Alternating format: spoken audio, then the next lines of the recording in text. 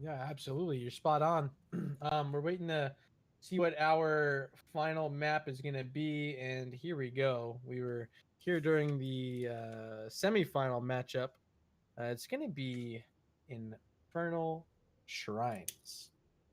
Inting for Globes with the map pick, so it'll be Hero League Superstars with the first pick, first ban in the draft. I'm excited to see what we get out of that one because we haven't seen that so far this draft. I think it's been Inting for Globes on first pick.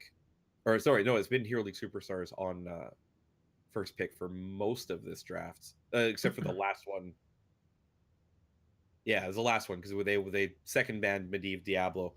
But getting a third map out of this series, I think really is doing this one justice because it's been very good, very back and forth through all of that. When Winterheart joking that they had to throw game one to get the full 3-game final in a HeroesHype Amateur Series, I don't believe that because it was a fairly even game. I don't think that they truly inted for the Globes, but keeping all the East Coasters like myself on our toes past midnight. If you're on the East Coast and tuned in on Twitch chat, throw some love out for all of us East Coasters staying up late. Teams are ready to go. We're getting some R's in chat. We're going to be jumping in to our third and final match of this grand finals. It's going to be Infernal Shrines. Still the same stuff in terms of bans, what I'm expecting. Medivh Diablo are going to be banned out by Hero League Superstars. I think they got to keep that path. Do we continue seeing this Abathur being banned out by Inting for Globes? Do you think they have a read on their opponents, just taking it away or don't want to deal with it? We've seen that Abathur banned out not only against the Hero League Superstars tonight, but they also were banning out earlier in the evening up against, I believe they banned it against Regen Black. Yep. Then they did not ban it against Team Name Change, however. I don't know if it's necessarily a read, but just a target on certain maps in Abathur's ability to really just let the rest of his team focus on rotations and making sure they can find the picks that they need and grind down a lane. I think Abathur just enables a lot of compositions, the same way Medivh enables a lot of compositions. And I have a feeling that Inting for Globes just really not wanting to play against that style of composition with what they're doing. Completely agree. 12 seconds. Our first ban will be here. And it's Hero League Superstars on the clock. We talked about them wanting to get rid of that Medivh. They have also been banning away the Diablo here in this set. Time to find out where they want to go. And they're going to switch it up. They're banning out a Garrosh, Jay. Don't mind that. Tenny was very effective on Garrosh last game, dispositioned a number of heroes on the side of Hero League Superstars, and Inting for Globes on second pick, taking Tyrande off the board. Have seen them do that all night when they don't have first pick. They know the power of the High Priestess of Elune. They will make sure that she doesn't serve their opponents this game. All right, so back on the clock, Hero League Superstars. They already banned out this Garrosh. So they want to continue targeting Tenny. Maybe also take away that Diablo. Get him a little uncomfortable here. And it is going to be that pick. Diablo banned out. So now Tenny being targeted by Hero League Superstars. They want to try to break through the armor of Inting for Globes. And they think they find it in Tenny Dakio. Well, here's the thing. We've seen him on Zul tonight in that Medivh Zul comp.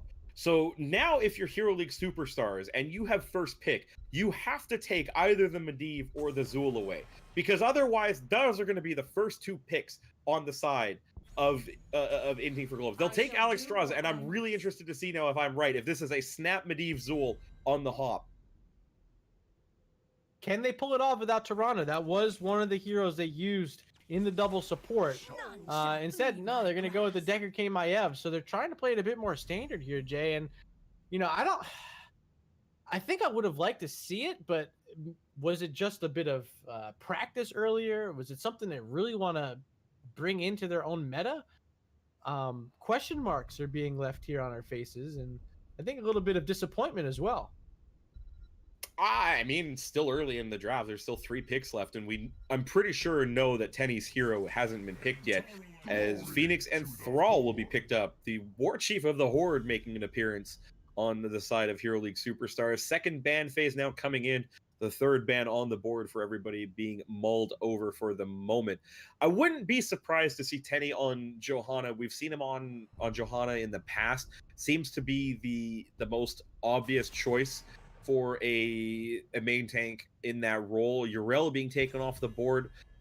I'm a little surprised by that. We've seen some great play out of Showtime on that hero, and that leads me to believe that there's a pocket strategy coming out in this draft. Could be. Do they want to continue banning out Tenny's heroes? Hero League Superstars. I think you got to make a play for your own tank before you continue banning stuff out, and they're going to get rid of this Blaze. So Yrel and Blaze off the board. I think Blaze being a smart pick does, of course, counter that Purification Salvo, which is likely the play from Phoenix.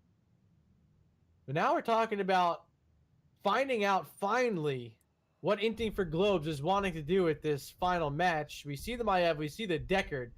Is something fancy going to come out? 3 seconds to find out. It's going to be a Sonya and an Uther. Oh no! Double is this Uther main? Is this Uther main tank? I think this might be fight. I think this might be fight Uther. I think this might be fight Uther. Okay. Well, if that's what it is, expect to see Divine Storm. Expect to see a lot of stuns coming out. And do they have, like, I guess they have plenty of follow-up. Deckard Cain, Scroll of Sealing, Maiev, Umbral Bind, of course, goes into that Warden's Cage too. I mean, they could have a deadly comp here too. Ooh, Kael'thas Stitches, as we're getting some hooks and some stuns into Flame Strikes. I like the comp that Hero League Superstars is bringing. That's a lot of presence on the shrine, but this is a spicy one from the side of Inting for Globes, and the Queen of Blades will be the final pick. A great solo player onto those shrines to go with Sonya. There's just all of this all in on the side of Inting for Globes, and I feel like I'm watching an unranked draft unfold before my very eyes. Yo, Jay, look at me. This is the last time you're gonna get to see Kerrigan before she is a deadly beast. So hats off to Winterheart for giving us the last showing of Kerrigan before the rework. And it's going to take place here in the HeroesHype Amateur Series Cup number 102 Grand Finals. Game number 3. It's for all the marbles, Infernal Shrines, my friend. I am loving what we're going to see, because this is the one map that you could always see a Kerrigan come out of the pocket on. That's the one map where she still held some kind of relevance in the competitive scene because of the way the objective works. And to see it here before Kerrigan turns into a first pick, first ban conversation is going to be so much fun, especially in this kind of composition. No main tank, Uther and Cain coming out for the supports.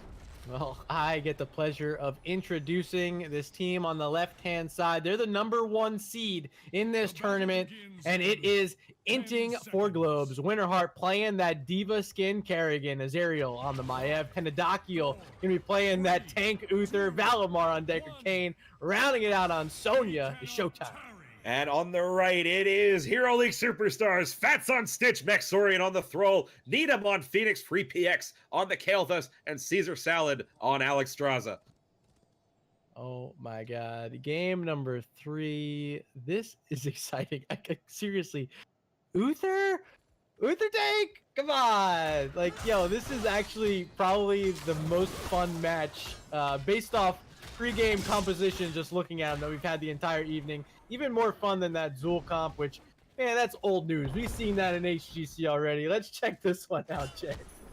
Yeah, the wave clear, definitely one of the strengths right now from really both compositions. You've got Stitches, the very good wave clear style of warrior, but you've also got all of this clearance. Showtime on the Sonya, the Deckard Cain, Maiev, Kerrigan, Uther, really just getting in there, grinding down those waves. So you'll see a lot of really good rotations, I think, out of both teams, but up against that Kael'thas, that's always a worry because you just don't know when you're going to get bombed by that huge flame strike sometimes. You know, the Kael'thas on this map, plenty of value, of course. The armor from Uther is going to be something we have to keep an eye on to help prevent some of that flame strike damage if they're stuck inside of it, at least. The play that he can pull out you know, from his gravity lapse. Can he combo with it? Do they have enough follow-up with the Thrall? Can he get his Wolf on top to make sure that whoever they lock in can't leave? Of course, this whole entire comp is hinging on Fats and his Stitches. So if the hook isn't there, it really doesn't matter. They need the hook. They need the follow-up. And if they're going to miss like that, it's going to be a long day for Hero League Superstars. I think really they just need to try and catch in rotation, and that's not really something they're quite doing, although Fat's getting pulled in by the Kerrigan combo, actually getting in a little bit deeper as well, pulled in by the Umbro blind. Stitches, oh, big tank, lot of health, really easy to get away from that one there as Free PX starts dropping the Flame Strike damage in the back, and I think that's going to be one of those things you're going to see a lot of in these team fights. There's a lot of clustering coming together from the composition of Inting for Globes, and that Living Bomb will get a lot of value as you get further and further on in the levels. Absolutely, and you know, they do have the benefit having this double support to sustain through some of it, but they, like you're saying, you can't give away too much of it for free, because the more and more you give up, the more and more opportunity it means that Stitches can try to isolate one of these heroes that's low, take him away from one of their supports, and find the damage, especially with the follow-up CC we're going to see from Thrall and Kael'thas. If those can connect and the damage is there, all that Hero League Superstars has to do is isolate one of these heroes. Tenny finishing off his quest from level 1 in just under 3 minutes. But the one thing we didn't really touch on is how much camp pressure that Inting for Globes has already put on the map. Bruce is in the top lane, going to be getting a lot of value here as everybody from Hero League Superstars in on this fight. Caesar Salad with the Dragon Queen early on in this fight, trying to top up all of the members of his team. Showtime in the back for Inting for Globes. Low Fats will get a gorge and back away here, stays on the Abundance, and Uther will go down first. First blood in favor of Hero League Superstars. First to fall, it's Tenny once again. I hate to be picking on him, but he's been playing all these heroes tonight. He's been having trouble staying alive. He's fallen here, and now his team's trying to re-engage. Kerrigan hopping around back and forth, gets a huge combo on Phoenix. That's a little classic Kerrigan play there. Now 30 to 30 inside the pit, trying to stay inside is Inting for Globes, and they're only one away. They get it. So a huge re-engagement, and excuse me for saying losing that Uther was a big deal, but they end up stealing away the Punishers, pushing this bottom lane, and they're looking good, although that Deckard Cain, big root there by the Kael'thas, but Stitches, what are you doing, my bud? Got the counter kill as Stitches, after getting the hook, stuck around a little bit too long, and John Cena came roaring in over top of that gate. Then the follow-up control by Winterheart with, again, another well-landed Kerrigan combo. You could hook the Deckard Cain, but he'll walk away in the last Haradrim, and he'll get the kill on the way out the door. Level 7 in favor of Inting for Globes right now, as this special composition is really starting to show its value. Sonya up top actually having a difficult time against Phoenix, who's playing the matchup pretty well so far. Blue team, Inting for Globes, finding pressure on the map again in the form of Merc camps. They stole away the Khazra camp from the side of Hero League Superstars. Now Azariel working on yet another from their side. Kerrigan, Winterheart down there, working on that third and final Khazra camp of the triangle. And that's all going to be blue, and this means that they're going to have a very easy job making it to level 10. They already have this on the board. It's 2 levels, but it's really closer to a level and a half lead right now over their opponents. They just have to play a bit patient, soak up the 10s, and they'll be there in time for this next shrine that's going to be spawning up top. And they really need to try and win a team fight, or at least even up the kill count. I think when we get here into this window, they've got this half level window of opportunity to fight on even talent tiers, and if they can't swing something in their favor right now because they've lost map control in a very big way, I think Hero League Superstars are on their way to a loss, and it might not be a slow burn. It could be a very quick one here as they just struggle really to find that blow up with the Kael'thas. And oh my god, there's a level 10 as well. Tornado pulls in Alexstrasza, and there goes one. Level 10 show up, and Inting for Globes gets their kill and starts to push their advantage even further. So a bit of a surprise seeing the D-Shield, but I guess it makes sense having the Kerrigan. I was hoping that we'd see like a full-on Divine Storm, Uther, but Tenny playing it a bit safer with the D shield. He used it on himself that time, does survive, so I don't get to pick on him anymore. Love you, Tenny. Here we go, level 10s are there and almost picked up now as Needham was up in the top lane finding XP. Baxorian down in the bottom getting a bit himself. Still have not heard the announcement for the second shrine of the game, and if you are Hero League Superstars, that is a very good thing as you desperately are seeking the experience needed to get your heroic talents. It's like an old Craigslist ad, missed connections, desperately seeking level 10. Missed you on the train ride out. It'll finally show up here for Hero League Superstars, but they've really just got to try and stem the bleeding at this point. There is not a camp on the board right now that they can go in and take, and that is a big problem for them at the moment because they just cannot push the lanes out effectively as Winterheart gets hooked in, but no follow-up there. Kales is on the way in, little late to try and get that pick before the shrine comes up here. So Jay, we haven't talked about it yet. Summon Ultralisk, the heroic pick for Winterheart. What are your thoughts on this? Is he gonna be able to find any value right now? In big trouble, has to get a D shield popped on him. Would have been a great spot for a Maelstrom, but instead he's falling low. He falls. The Purification Salvo from Needham, picking up a triple kill. They're looking for more showtime to target. Not gonna be able to get there. Fats does not have Gorge's Bile, but he does get hooked. Falling low, starts to finally fall. Needham picking up all 4 of them in that exchange.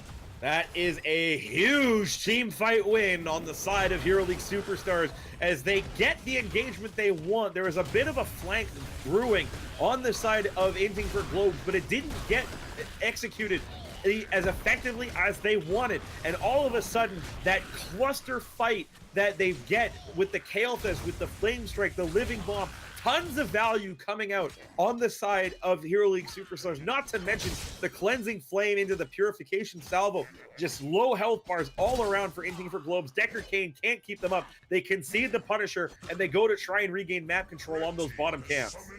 So this game just flipped right around, as now we see our red team, Hero League Superstars, picking up their first Punisher of the game. They're going to try to push this top lane. So far, no response, no one nearby. Conceding the fort are all the members of Inting for Globes. I mean, this is suicide. They're going for that mid fort, trying to get level 13, but now there's a Punisher about to be on their keep wall. As you see the hearts start to come out, they do get pressure from these siege camps. Sony, of course, still on the map in that bottom lane, pushing with the Conjure camp as well. But this could be a keep for keep play here, Jay.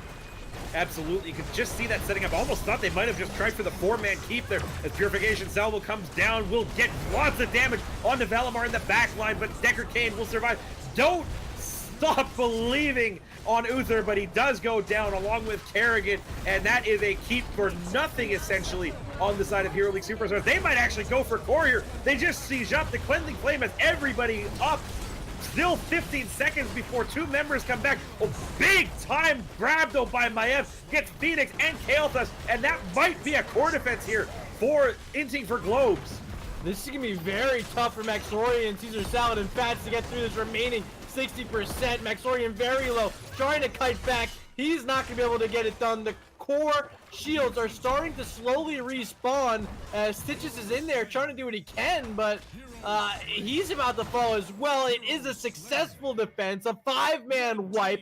Still, look at these lanes. Khazra Camp's at mid. Khazra Camp down at the bottom as well. The keep wall is down in that bottom lane. You see them pushing onto the keep. Just now respawning is Kael'thas. Phoenix also up. They're going to play a defensive role here. Needham at mid, Kael'thas at bot. But they have to wait for more members before they can do anything in terms of a big defense. This could be a keep down in favor of Inting for Globes, Jet. Well, everybody coming back online now for Hero League Superstars. They have a ton of damage in on that mid keep. Should get it down. But Winterheart very low. Might get caught out here. There's any CC and follow-up, but will come out. Purification Salvo will land on Winterheart, but he's topped up well before that comes in. It's a good defense. The keep actually stays standing for Hero League Superstars, and they've got the top lane pushed all the way in as Catapult starting to make their presence felt. Oh my god, dude, this is the best game we've had all evening. and it just so happens to be the most important game we've had all evening. Back and forth, highlight reels on both sides, excitement. The core defense was fantastic there from Inting for Globes. Just quick pickoffs on the Kael'thas and the Phoenix meant that the push was just all but neutered. And now you see them stepping back up in. They want to dive onto this keep. They have level 16s. They're looking at Stitches fast in trouble, getting locked in. Now stuck inside. All sorts of CC from the scroll ceiling to the combo coming out from those blades from Kerrigan. Finding the kill on the Stitches means that they can push up this wave, finish off as they got started on this keep.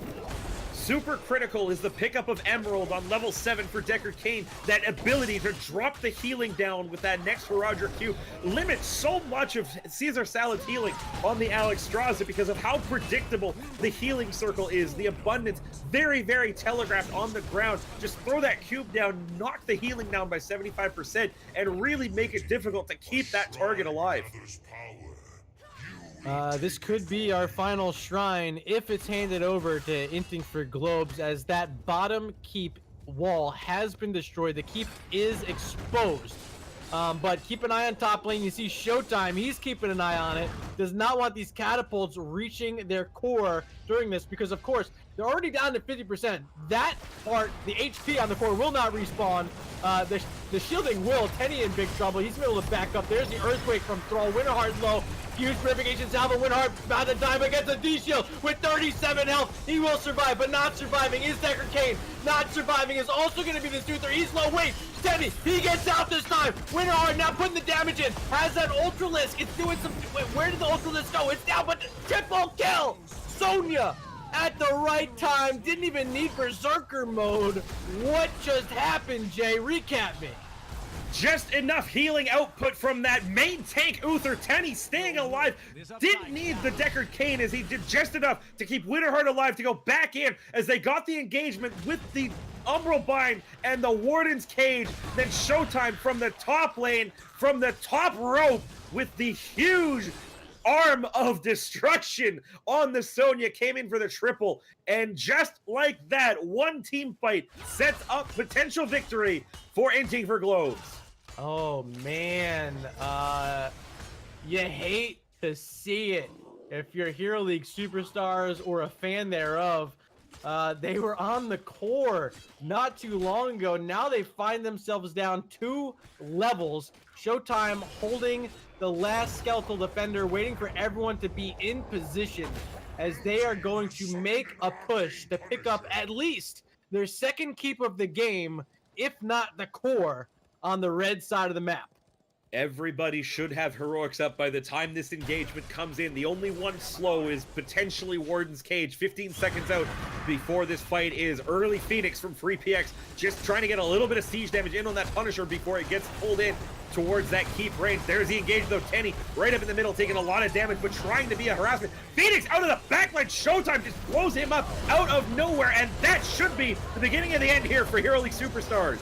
Cleansing Flames out, trying to support Stitches, also doing some damage on all these heroes from Inting for Globes, but Fats, he falls.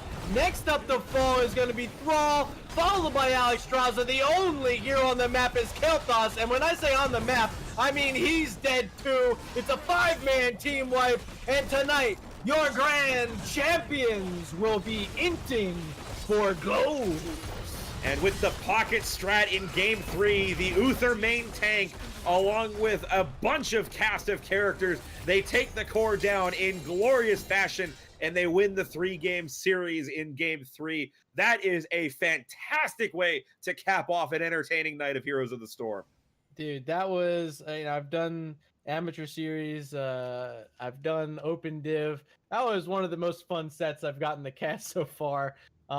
Outstanding gameplay and just unique compositions.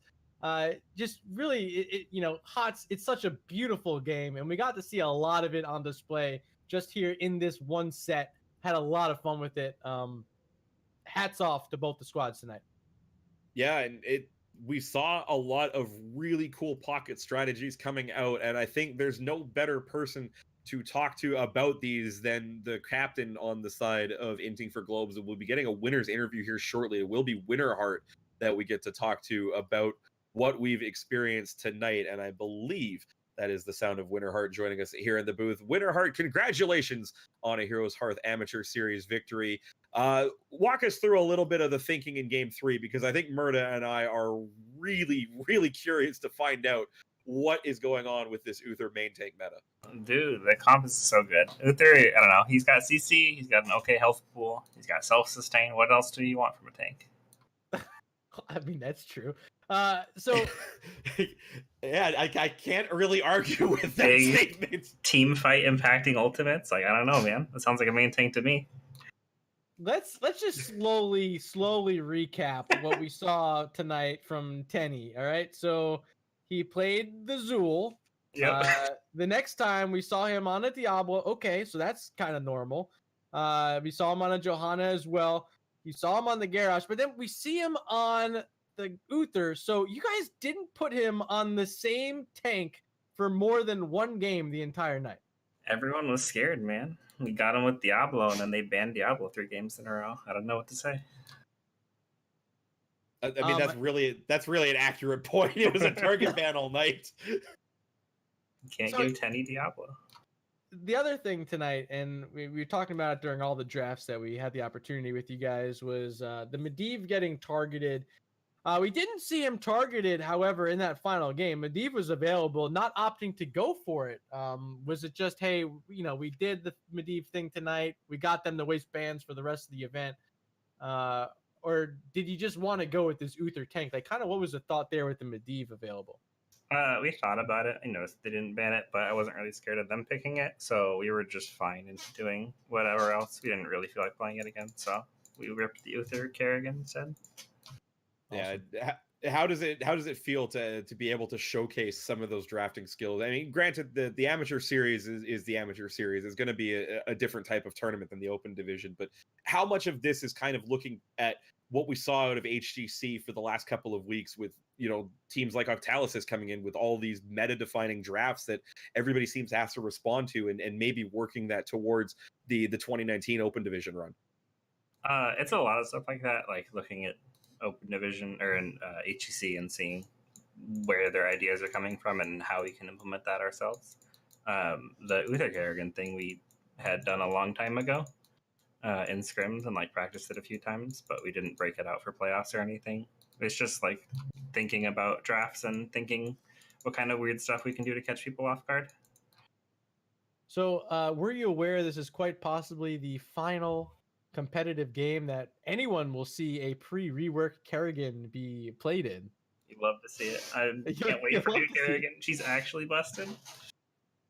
I mean, that's the rumor, and maybe a new hero for Tenny as well. Maybe. Might be a main tank in the future. I mean, that's what they're saying. Kerrigan could be a main tank. Keep an eye out for that. Tell us a bit about the off season, what you're personally going through, and kind of what your vision is for the future here heading into 2019. We're gonna be looking for HGC tryouts, of course, when those are open, because those would be helpful for any of us. But barring that, we are planning on sticking together as the same team. As Reborn, we joined today as Inting for Globes for some fun because we didn't have Mist. He is away in Germany right now, but we are all still on Reborn. This is definitely the Reborn team, and going forward in Open, we'll definitely be using the same 5-man that you've been seeing in Open previously.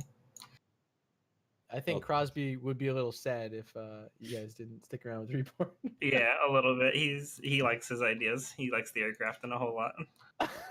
Yeah, I definitely love seeing what he posts on Twitter every time there's patch notes and everything like that. But I think that pretty much just about does it from both me and Murda. So we'll give you a quick chance to throw shout outs to everybody out there in internet land before we go to the sign off here. Well, thank you guys for hosting the stream. It was fun. These games are always fun. It's nice to have a competitive environment back again, even if it's not quite on the level of Open Division. It's still fun to try hard in comms and win some games. Shout out to Reborn, obviously our org. Follow them at Twitter at RebornGG. They're all very nice people and very lovely, and they let us join under a fun name today because we weren't our full roster, which was kind of nice of them. And then shout out to Twitch chat. Enjoy. Thanks guys for hanging out and supporting. Thanks everybody for watching. All right, Winterheart, we really appreciate it. Congratulations once again on your victory tonight. InanimateJ, I have had an absolute pleasure getting to cast with you for the first time. Why don't you let people over on Twitch know where they can find you, what you're up to, and sign us off a bit here.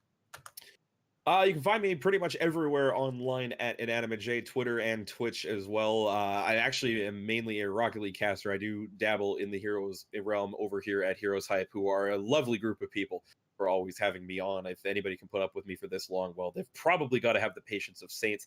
So it is definitely a great time coming over here for Open Division, for Amateur Series, anytime that they'll take me on here as a caster. But it's been fun, Murda. I love the energy that we got out of this cast. I feel really energized from what we've done here tonight, and it was a lot of fun, especially that last series with some of the strats we saw. You know, you're bringing Murda on. You're gonna bring some hype with it. Maybe that's why I'm part of HeroesHype. But if you guys want to follow me on Twitter at MurdaRG, twitch.tv/MurdaRG. Again, it has been a lot of fun. We want to thank all of you who subbed or resubbed tonight. Everyone who hit that follow button. You guys are beautiful. But that's going to be it for us this evening. Signing off from the HeroesHype Amateur Series Cup number 102. Your grand champions. We're Inting for Globes. I'm Murda. That was InanimateJ. Shout out to Argy and Vivans on the back end. We'll see you guys next time.